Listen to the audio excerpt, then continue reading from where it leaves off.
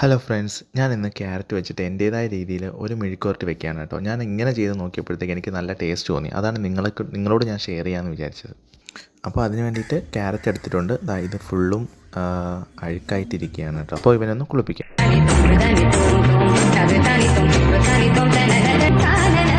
നമ്മുടെ ബസന്തി തന്നെയാണോടാ പോകുന്നത്? അവളാകെ മാറിപ്പോയി. ആള് മാറിയതൊന്നുമല്ല, ദേഹത്തുണ്ടായിരുന്ന ചെളി കഴുകി പോയപ്പോ ഒന്ന് വെളുത്ത് തുമ്മരിയായതാ. വെള്ളം കണ്ടിട്ട് കാലം കുറെ ആയി കാണേ. തൊലിയെല്ലാം കഴിഞ്ഞ് തൊലിയെല്ലാം നല്ല രീതിയിൽ ചെത്തിയെടുക്കുകയാണ്. തൊലിയെല്ലാം നല്ല രീതിയിൽ ചെത്തിയെടുത്തതിന് ശേഷം ഒന്നുകൂടെ ഉർവശി ചേച്ചി പറയുമ്പോൾ അങ്ങനെ എനിക്ക് ഈ കട്ട് സ്മോൾ പീസസ് ആയിട്ട് ചെയ്യണമെന്നുണ്ടായിരുന്നു. പക്ഷേ ഈ പിച്ചാത്തി അത്രയ്ക്ക് ശരിയല്ല, അത് വഴുത്തി പോകുന്നു. നമ്മൾ സ്റ്റീലായതുകൊണ്ട് വിചാരിച്ച പോലെ അറുവുന്നില്ല. ഞാൻ എൻ്റെ ഭംഗി കണ്ടിട്ട് വാങ്ങിച്ചതാണ്. പക്ഷേ കണ്ടോ, നല്ല രീതിയിൽ അറുക്കാൻ പറ്റുന്നില്ല. നമ്മളിങ്ങനെ അറുക്കുമ്പോൾ സ്ലിപ്പായി പോകും. പിന്നെ ഒന്ന് അറുക്കുമ്പോഴത്തേക്കും ഒന്ന് തെക്കോട്ടും പോവും, പിന്നെ അടുത്ത പീസൊന്ന് ഒന്ന് വടക്കോട്ടും പോവും. അപ്പോൾ അങ്ങനെയായിരുന്നു. പിന്നെ അതിനെല്ലാം നല്ല രീതിയിൽ അരിഞ്ഞെടുത്തു. ഇനി നമുക്ക് വേണ്ടത് കുറച്ച് കറിവേപ്പിലയാണ്. കറിവേപ്പില ഇട്ടിട്ടുണ്ട്. കറിവേപ്പില ഇട്ട് കഴിഞ്ഞതിന് ശേഷം ഞാൻ ചേർക്കുന്നത് കുറച്ച് മുളക് പൊടി, മഞ്ഞൾപ്പൊടിയാണ്.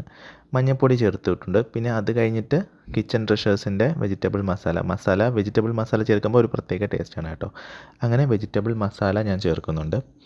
പിന്നെ അതൊരു ഉപ്പെല്ലാം ചേർത്ത് 5 മിനിറ്റ് ആകുമ്പോൾ നല്ല രീതിയിൽ വെള്ളം വന്ന് മസാല സെറ്റായിട്ട് വരും. അതിനുശേഷം ഈസിയാണ്. പാൻ വയ്ക്കുക. പാൻ വെച്ചതിന് ശേഷം അതിൽ എണ്ണ ഒഴിക്കുക. എണ്ണ ജസ്റ്റ് ഒന്ന് ചൂടായതിന് ശേഷം മാത്രം നമ്മളുടെ വെജിറ്റബിൾസ് അതിലോട്ട് ഇട്ട് കൊടുക്കുക. അങ്ങനെ വെജിറ്റബിൾസ് ഇടുന്നുണ്ട്. വെജിറ്റബിൾസ് ജസ്റ്റ് ഇട്ടിട്ട് നമ്മൾ ഒരുപാട് ഇളക്കേണ്ട ആവശ്യമില്ല.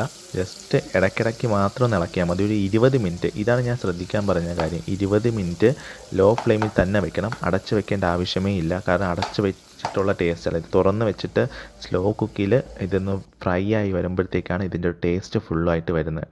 അപ്പം ജസ്റ്റ് ഒരു 20 മിനിറ്റ് കഴിയുമ്പോഴത്തേക്കും നമുക്ക് നല്ലൊരു ഫ്ലേവർ കിട്ടും. അങ്ങനെ നമ്മുടെ സ്വാദിഷ്ടമായ ക്യാരറ്റ് മെഴുക്കുവരട്ടി ഇവിടെ റെഡി ആയിട്ടുണ്ട്. നിങ്ങൾക്ക് ഈ വീഡിയോ ഇഷ്ടപ്പെട്ടിട്ടുണ്ടെങ്കിൽ എൻ്റെ ചാനലൊന്ന് സബ്സ്ക്രൈബ് ചെയ്തേക്കണേ. അപ്പോൾ അടുത്ത വീഡിയോയിൽ കാണാം. ബൈ.